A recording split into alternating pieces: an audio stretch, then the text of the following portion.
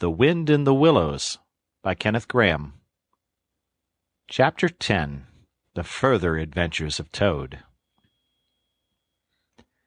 The front door of the hollow tree faced eastwards, so Toad was called at an early hour, partly by the bright sunlight streaming in on him, partly by the exceeding coldness of his toes, which made him dream that he was home in bed in his own handsome room with the Tudor window, on a cold winter's night, and his bedclothes had got up, grumbling and protesting that they couldn't stand the cold any longer, and had run downstairs to the kitchen fire to warm themselves, and he had followed on bare feet along miles and miles of icy stone-paved passages, arguing and beseeching them to be reasonable.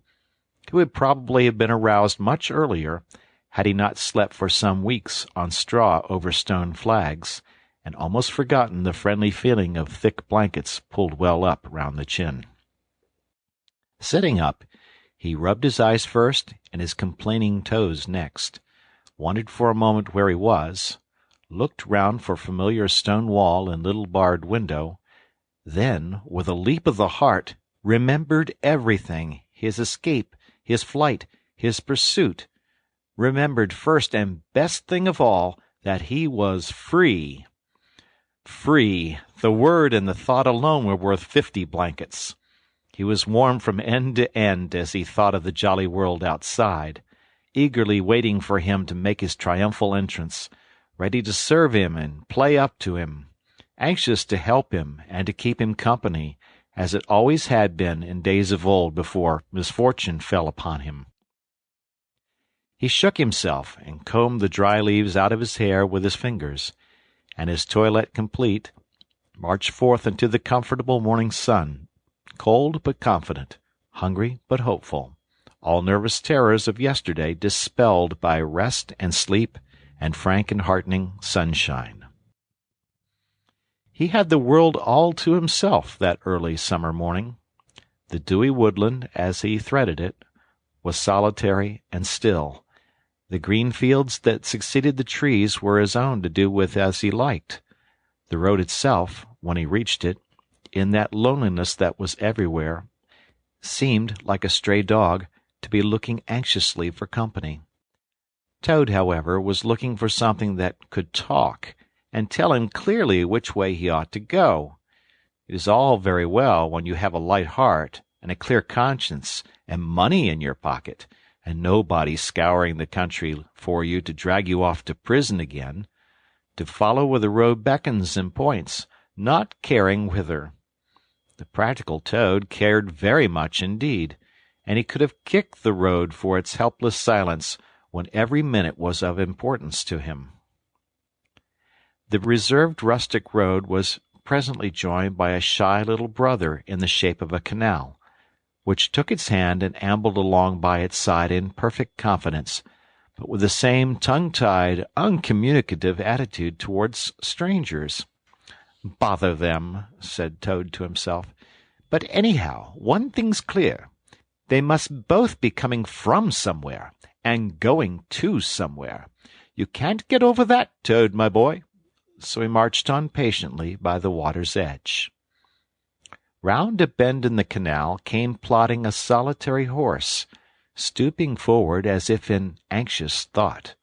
From rope traces attached to his collar stretched a long line, taut, but dipping with his stride, and the further part of it dripping pearly drops. Toad let the horse pass, and stood waiting for what the fates were sending him. With a pleasant swirl of quiet water at its blunt bow, the barge slid up alongside of him, its gaily painted gunwales level with the towing path, its sole occupant a big, stout woman wearing a linen sunbonnet, one brawny arm laid along the tiller. "A nice morning, ma'am," she remarked to Toad as she drew up level with him.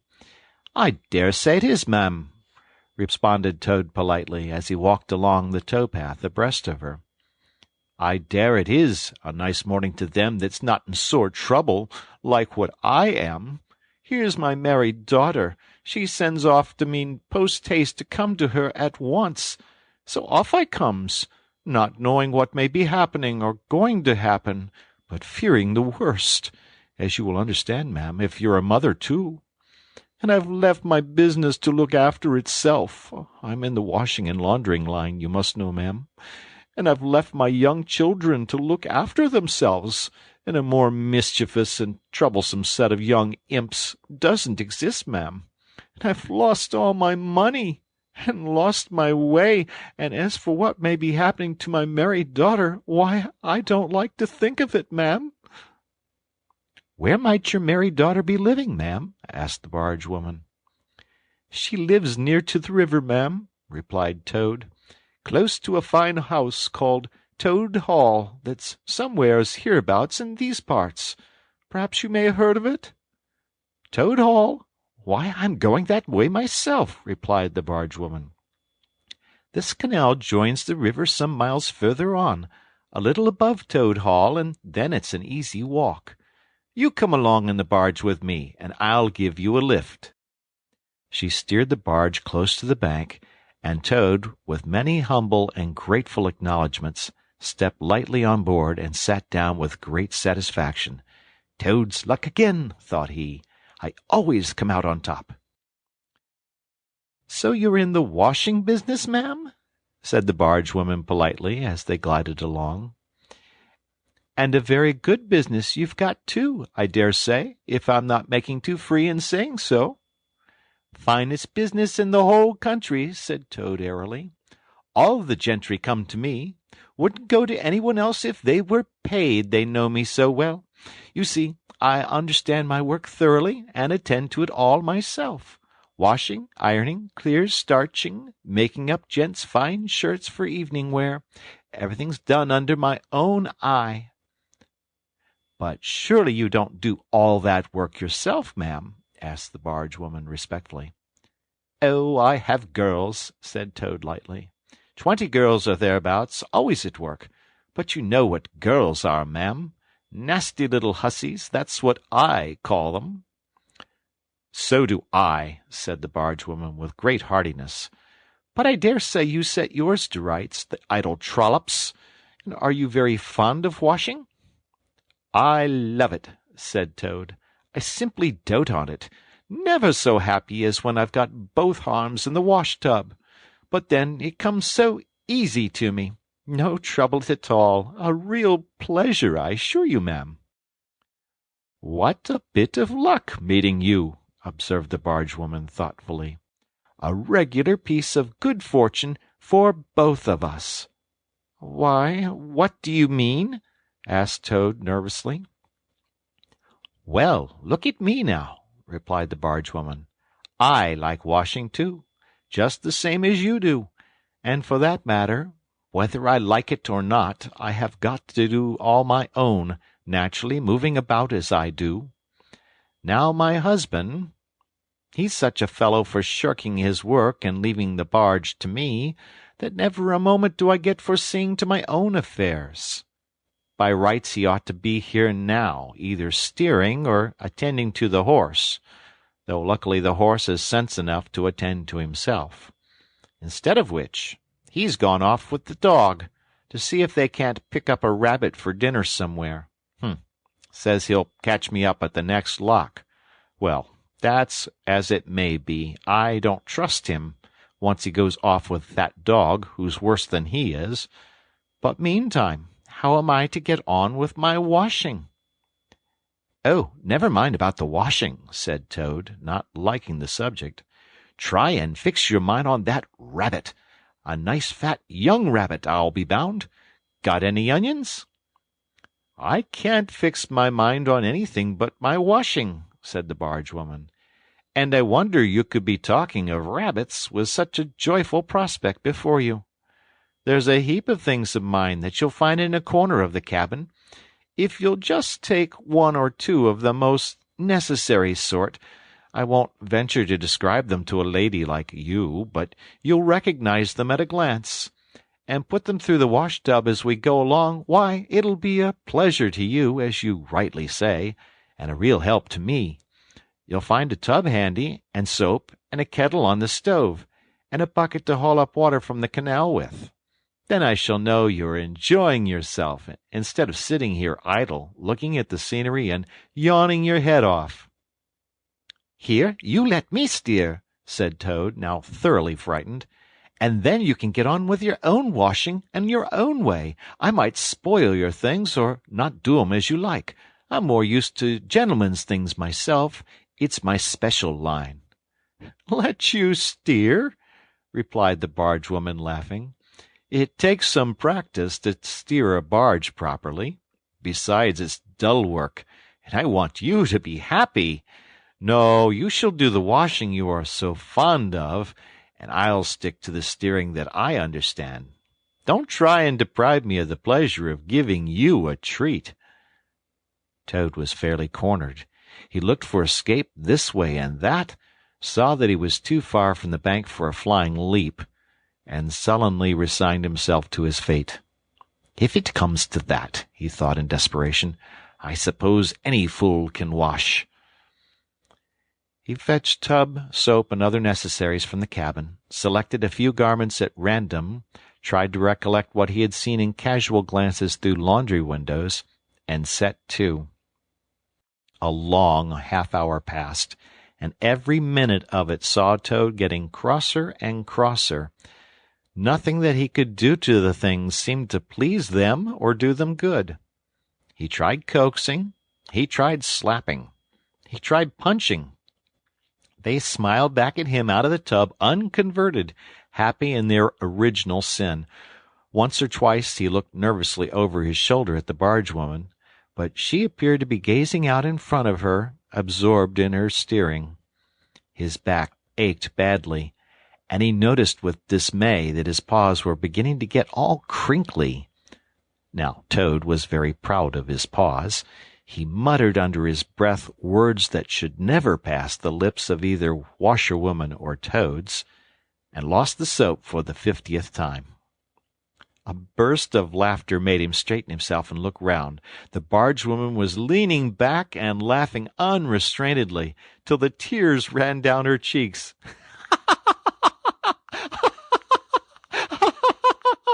"I've been watching you all the time," she gasped.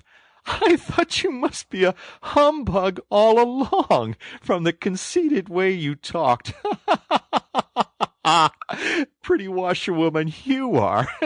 Never washed so much as a dishcloth in your life, I'll lay."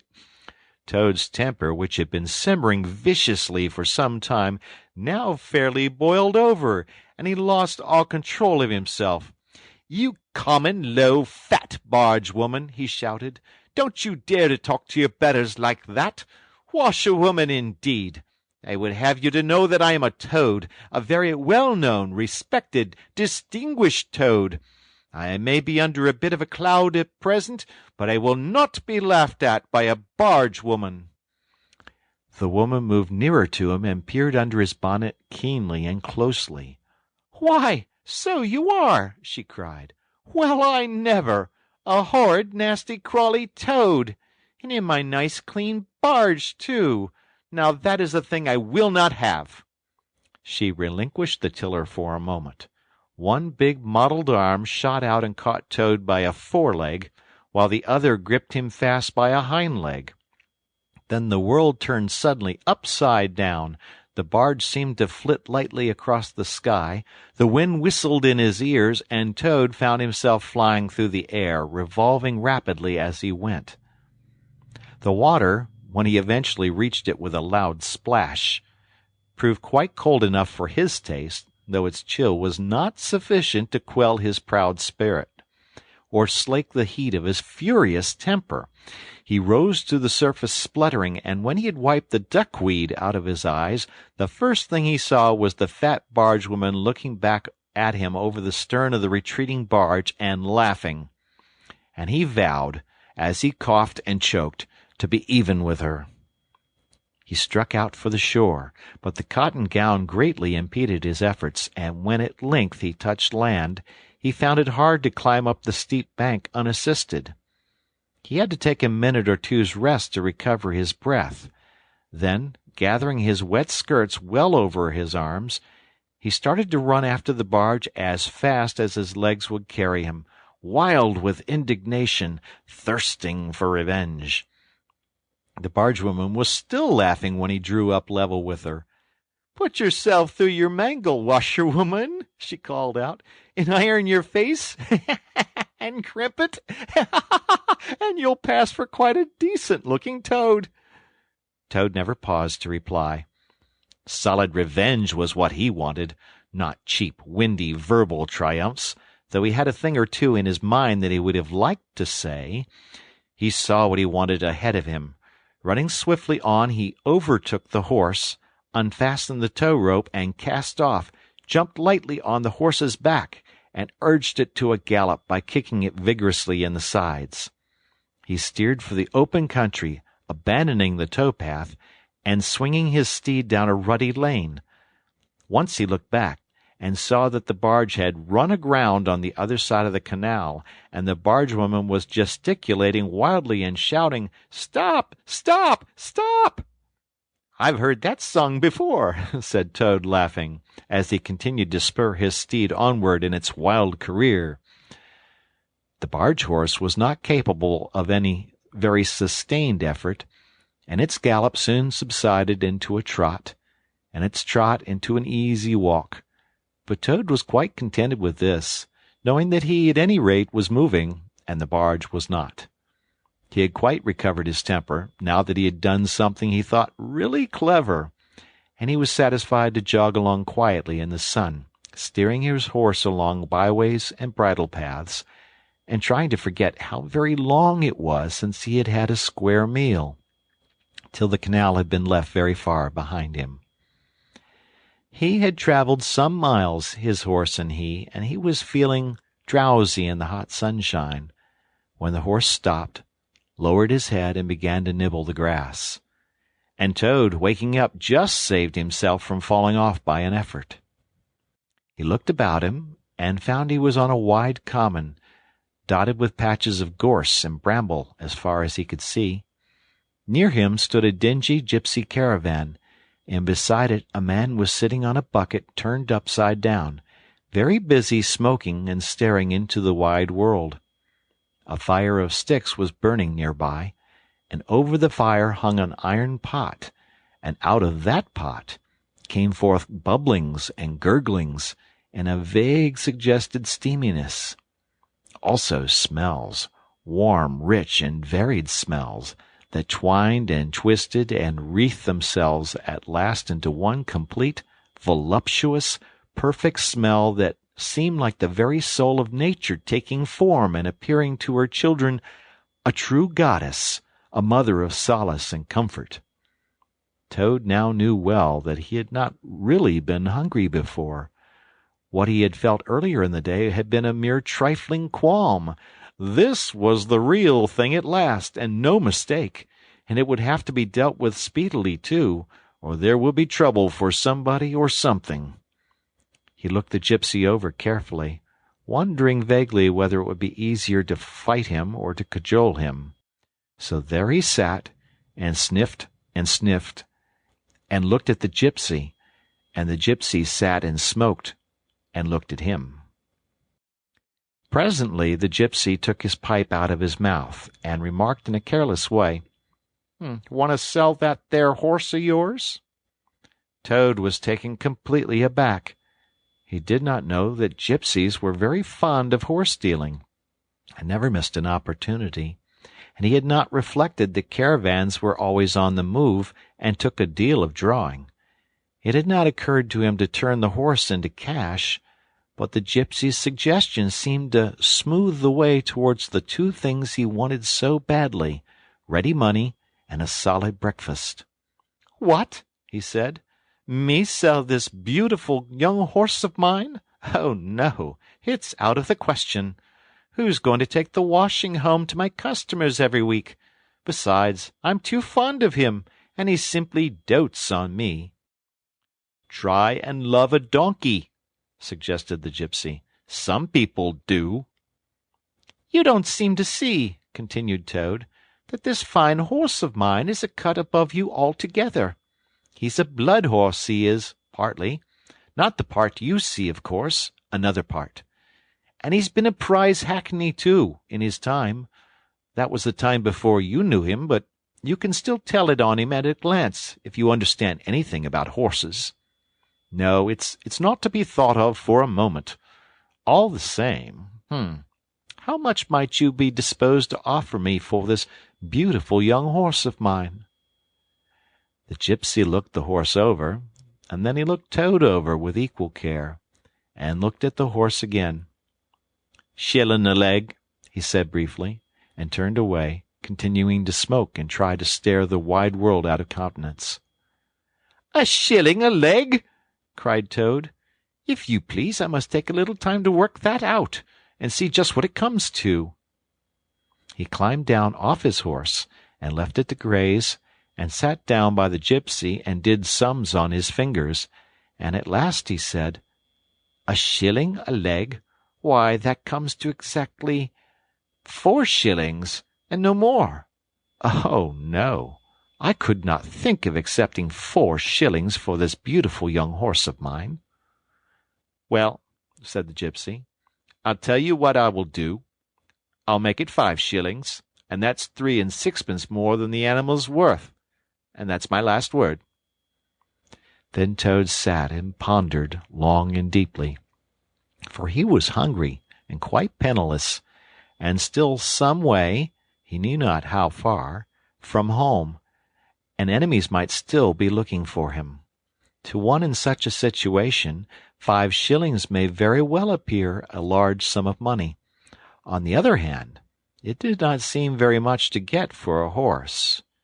But then again, the horse hadn't cost him anything, so whatever he got was all clear profit.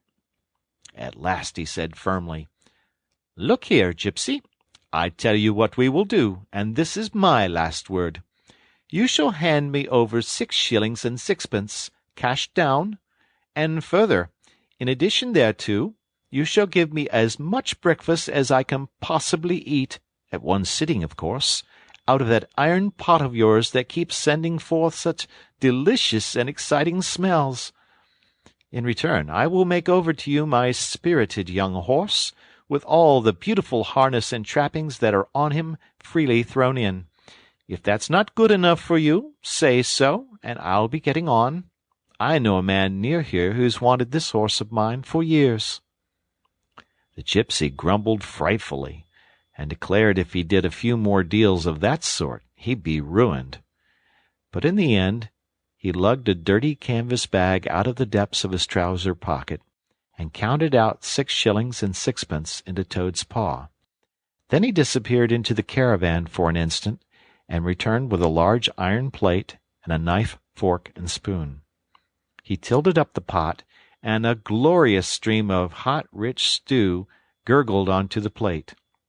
It was, indeed, the most beautiful stew in the world, being made of partridges and pheasants and chickens and hares and rabbits and peahens and guinea fowls and 1 or 2 other things.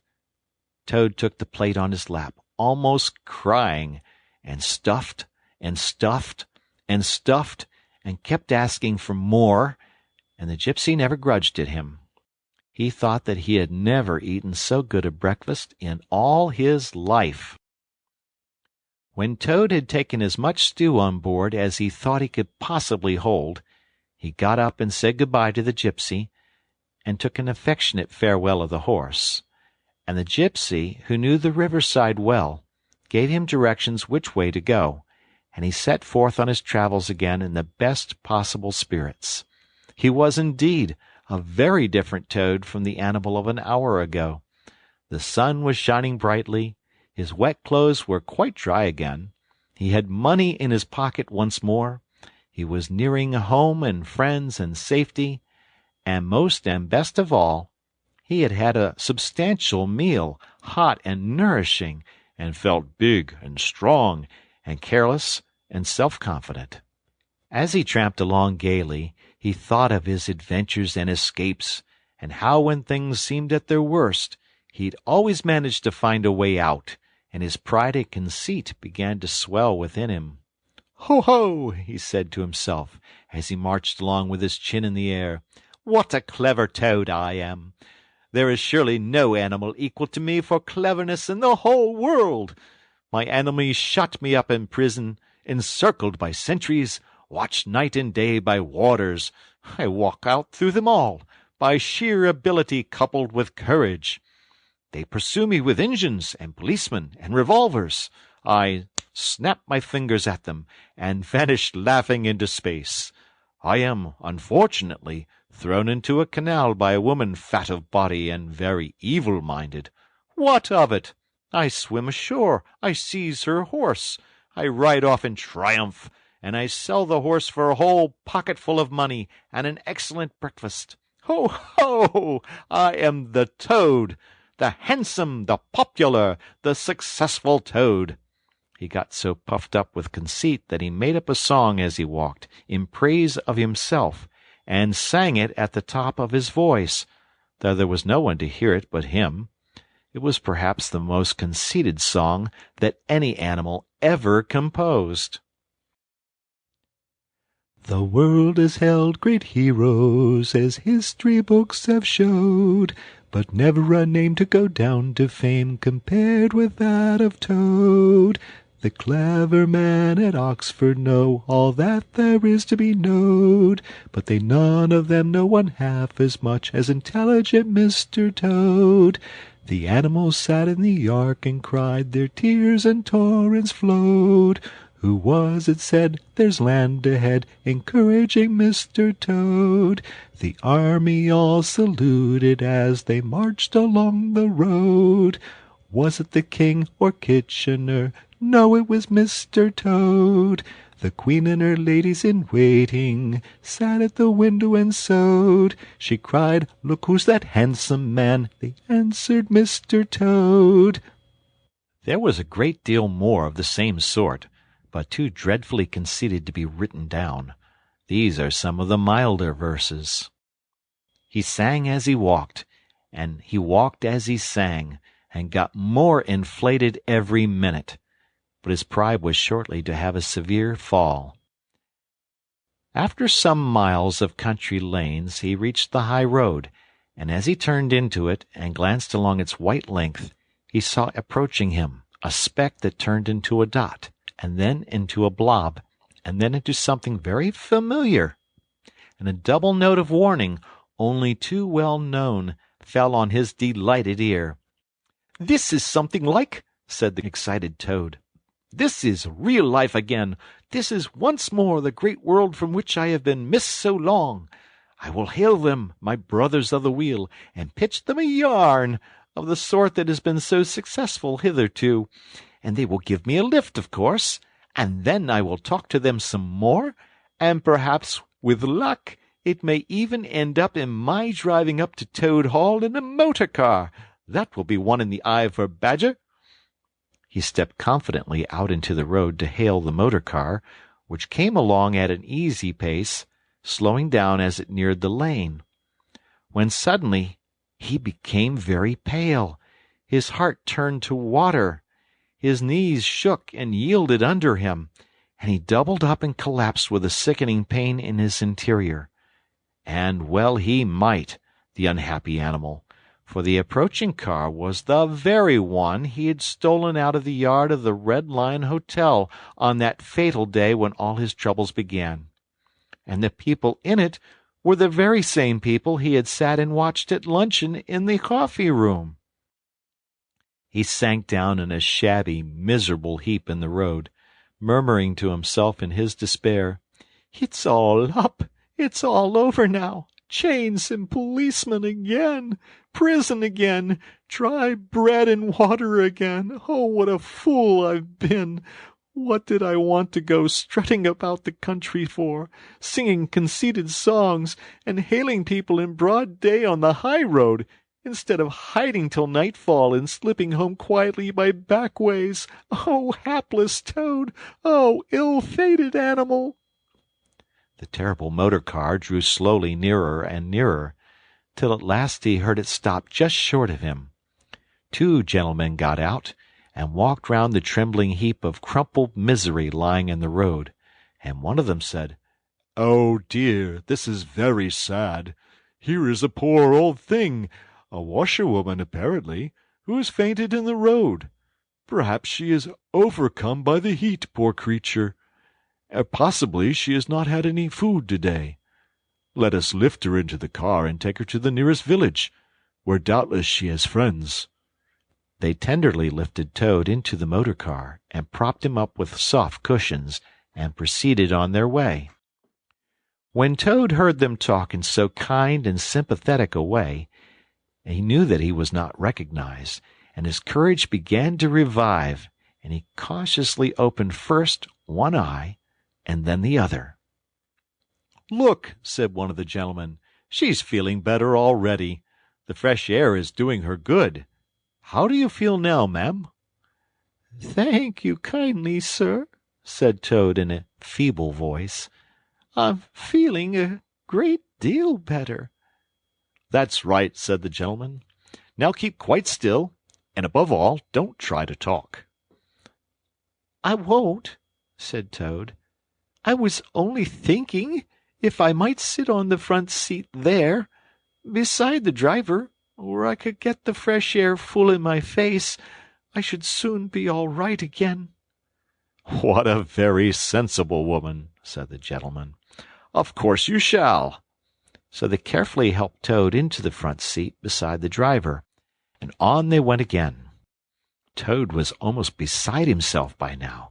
He sat up, looked about him, and tried to beat down the tremors, the yearnings, the old cravings that rose up and beset him and took possession of him entirely. "It is fate," he said to himself. "Why strive? Why struggle?" And he turned to the driver at his side. "Please, sir," he said, "I wish you would kindly let me try and drive the car for a little. I've been watching you carefully, and it looks so easy and so interesting, and I should like to be able to tell my friends that once I had driven a motor car." The driver laughed at the proposal so heartily that the gentleman inquired what the matter was. When he heard, he said, to Toad's delight, "Bravo, ma'am! I like your spirit. Let her have a try, and look after her. She won't do any harm." Toad eagerly scrambled into the seat vacated by the driver, took the steering wheel in his hands, listened with affected humility to the instructions given him, and set the car in motion, but very slowly and carefully at first, for he was determined to be prudent. The gentlemen behind clapped their hands and applauded, and Toad heard them saying, "How well she does it! Fancy a washerwoman driving a car as well as that, the first time!" Toad went a little faster, then faster still, and faster. He heard the gentleman call out warningly, "Be careful, washerwoman!" and this annoyed him, and he began to lose his head. The driver tried to interfere, but he pinned him down in his seat with one elbow and put on full speed. The rush of air in his face, the hum of the engines, and the light jump of the car beneath him intoxicated his weak brain. "Washerwoman, indeed!" he shouted recklessly. "Ho, ho! I am the Toad, the motor-car snatcher, the prison-breaker, the Toad who always escapes. Sit still, and you shall know what driving really is, for you are in the hands of the famous, the skillful, and the entirely fearless Toad." With a cry of horror, the whole party rose and flung themselves on him. "Seize him!" they cried. "Seize the Toad, the wicked animal who stole our motor car! Bind him, chain him, drag him to the nearest police station! Down with the desperate and dangerous Toad!" Alas, they should have thought. They ought to have been more prudent. Then they should have remembered to stop the motor car somehow before playing any pranks of that sort. With a half-turn of the wheel, the Toad sent the car crashing through the low hedge that ran along the roadside. One mighty bound, a violent shock, and the wheels of the car were churning up the thick mud of a horse-pond. Toad found himself flying through the air with a strong upward rush and delicate curve of a swallow. He liked the motion, and was just beginning to wonder whether it would go on until he had developed wings and turned into a toad bird, when he landed on his back with a thump in the soft, rich grass of a meadow. Sitting up, he could just see the motor car in the pond, nearly submerged. The gentleman and the driver, encumbered by their long coats, were floundering helplessly in the water.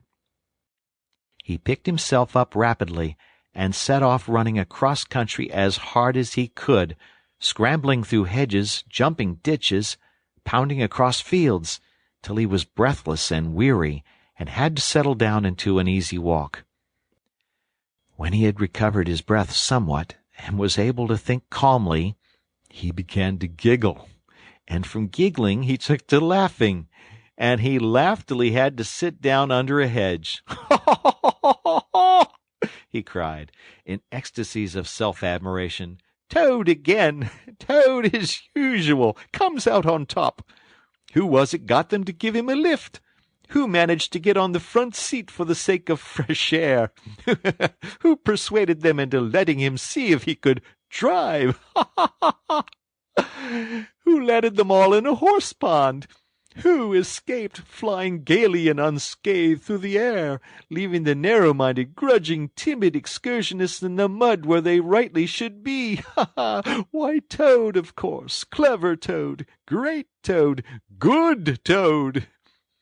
Then he burst into song again, and chanted with uplifted voice, The motor car went poop, poop, poop as it raced along the road. Who was it steered it into a pond? Ingenious Mr. Toad. Oh, how clever I am! How clever, how clever, how very clever! A slight noise at a distance behind him made him turn his head and look. Oh, horror! Oh, misery! Oh, despair! About 2 fields off, a chauffeur in his leather gaiters and 2 large rural policemen were visible, running towards him as hard as they could go. Poor Toad sprang to his feet and pelted away again, his heart in his mouth. Oh, my! He gasped as he panted along. What an ass I am! What a conceited and heedless ass! Swaggering again, shouting and singing songs again, sitting still and gassing again. Oh, my! Oh, my! Oh, my! He glanced back and saw to his dismay that they were gaining on him. On he ran desperately, but kept looking back and saw that they were still gaining steadily. He did his best, but he was a fat animal, and his legs were short, and still they gained. He could hear them close behind him now. Ceasing to heed where he was going, he struggled on blindly and wildly, looking back over his shoulder at the now triumphant enemy, when suddenly the earth failed under his feet. He grasped at the air, and splash! He found himself head over ears in deep water, rapid water, water that bore him along with a force he could not contend with, and he knew that in his blind panic he had run straight into the river. He rose to the surface and tried to grasp the reeds and the rushes that grew along the water's edge, close under the bank, but the stream was so strong that it tore them out of his hands. "Oh, my!" gasped poor Toad. "If ever I steal a motor car again, if I ever sing another conceited song—" Then down he went, and came up breathless and spluttering. Presently he saw that he was approaching a big dark hole in the bank, just above his head, and as the stream bore him past, he reached up with a paw and caught hold of the edge and held on. Then slowly and with difficulty he drew himself up out of the water, till at last he was able to rest his elbows on the edge of the hole. There he remained for some minutes, puffing and panting, for he was quite exhausted. As he sighed and blew and stared before him into the dark hole, some bright small thing shone and twinkled in its depths, moving towards him. As it approached, a face grew up gradually around it, and it was a familiar face, brown and small with whiskers, grave and round with neat ears and silky hair. It was the Water Rat. End of chapter 10.